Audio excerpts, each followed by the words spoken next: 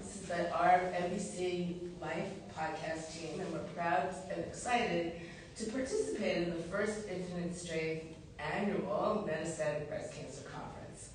And throughout the day, we'll be live streaming and interviewing some of the participants, the medical providers, the patients and caregivers who are in attendance. We're going to get some short clips and interviews. And I'm Dr. Landsberger, and I'm a producer of the podcast. And I'm very honored to interview the keynote speaker for today, Dr. Sanft from the Yale Cancer Center. Dr. Sanft wears lots of hats. She's a medical oncologist who specializes in treating people with breast cancer. She's the director of the Survivorship Clinic. She's the chief experience officer. And she's board certified both in medical oncology and in hospice and palliative care. Dr. Sanft, your expertise covers the full gamut of care for oncology patients. What were a few of the key messages you had for the audience today? Well, thank you for asking me this. Giving a keynote speech is always really nerve-wracking, or I imagine it would be. It's my first one. So my messages today were that statistics matter a lot, and also not at all. That words matter, the words that we use with our patients, the words we use with each other, and that mystery and awe is everywhere. And I really called on my own patient experiences, or experiences taking care of patients over the years, to frame that talk. Tell us a little more about what you mean with that mystery and awe. Well, in science, we want everything explained. And in fact, we can hypothesize a lot of times why something might happen. But in 14 years of practice, there has been a long list of things that have occurred that were completely unexpected, and to this day, very difficult to explain. And they induce a sense of awe, like you say, wow. That, to me, is the wonder of the world and the universe, and that we as humans cannot possibly explain all the things that happen. And when it relates to cancer, and there's a good, unexpected outcome, it just induces this feeling of joy for everyone involved. Wonderful. That's cool. Great. Okay, for your research, you showed about some research that you did about healthy lifestyles and good nutrition and high quality of life, how it contributes to that, and how it contributes to better outcomes. What I wanted to know is, what do you see as major obstacles for people who are living with metastatic breast cancer for leading those healthy good lives? Yeah. So, as it relates to healthy diet and exercise, there's no downside. So it helps in prevention of cancer, it helps tolerate treatment better, and it may help people do better long-term, even when they're living with cancer. We're trying to sort all that stuff out. I think, in all honesty, one of the biggest barriers for patients who are on treatment with long-term metastatic breast cancer, our drugs cause side effects that can put an obstacle up to healthy diet and exercise. So our drugs cause nausea. Our drugs cause fatigue. So then to tell the patient, well, now you have to exercise through all of this, yeah, it might help a little bit, but I think it's also something that is hard for them because they're not feeling their best. And any of us who've been sick, we don't really feel like going out and running around the block. So I think there's both and. If you're feeling good and you want to help optimize your health, certainly 80% of the time trying to strive for healthy behaviors. And then when you're not feeling good, to give yourself some grace and understand that you're not feeling good. And we all need to be compassionate about that. I remember years ago when I was first being treated for early stage breast cancer, there was a study that showed that low-fat diets improved health outcomes. And so we were all eating, a lot of vegetables, with a lot of grains, a lot of rabbit food. And finally it was just we have breast cancer, let us eat whatever we want. Let them eat cake. Right, let them eat cake, yeah. So that's good. An 80% rule, that's helpful to keep it that way. We don't have to strive for perfection, but sometimes it's like you think that everything you put in your mouth is going to affect your outcome.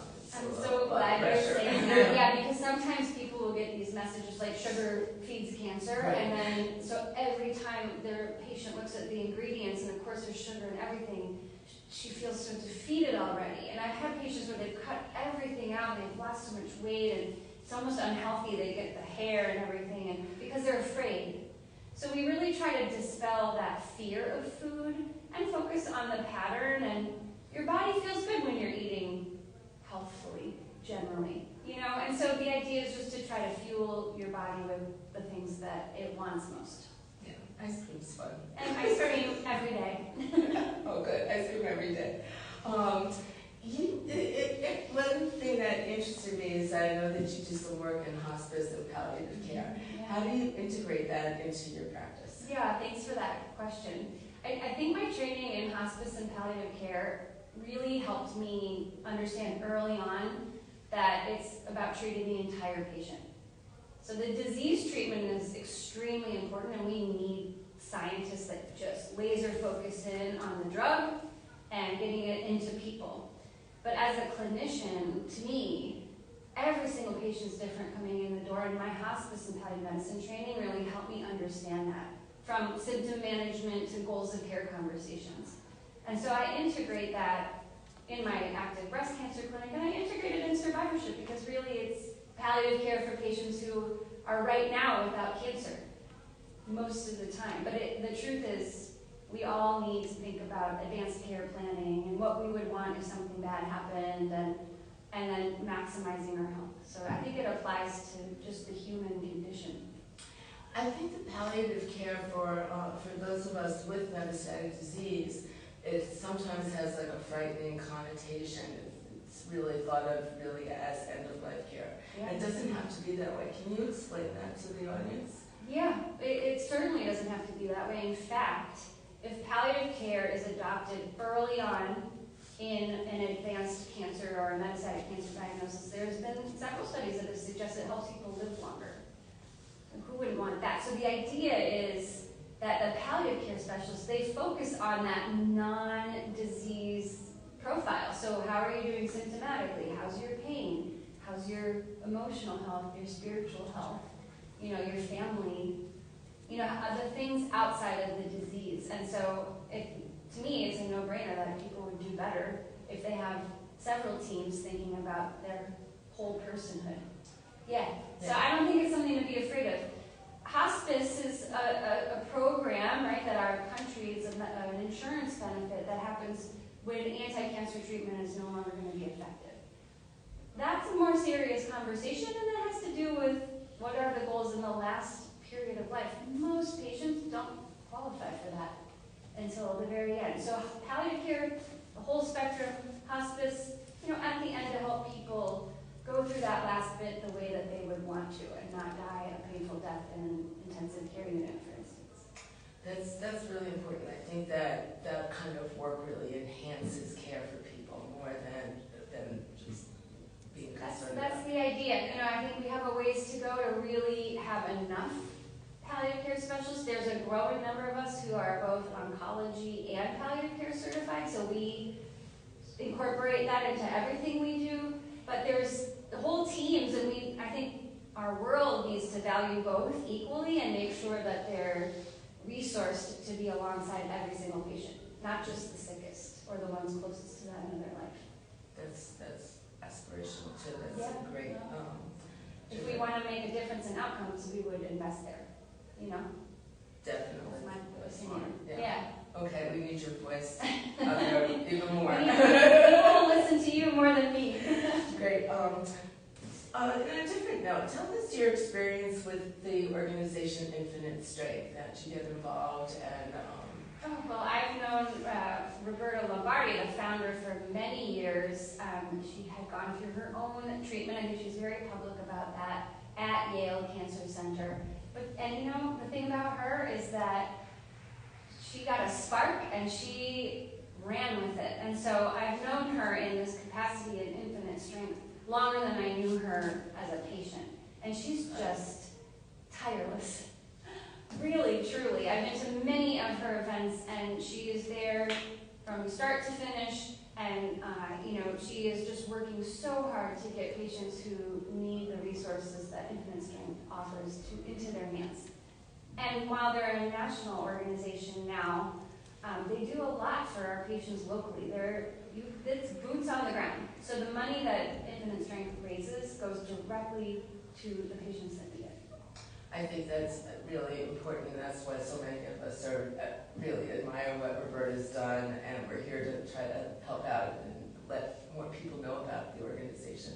Yeah, we really appreciate it has a very homegrown story and a homegrown feel, and it's not corporate. It is really it's just the heart of it is so good in trying to help patients who are living with disease and are up against a lot to get them better resources.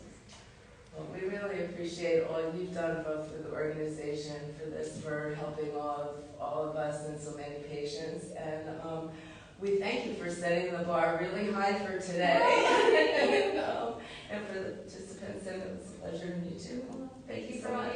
Enjoy the rest of your day here too. It was great. I have to say this was a great interview. It was very nice.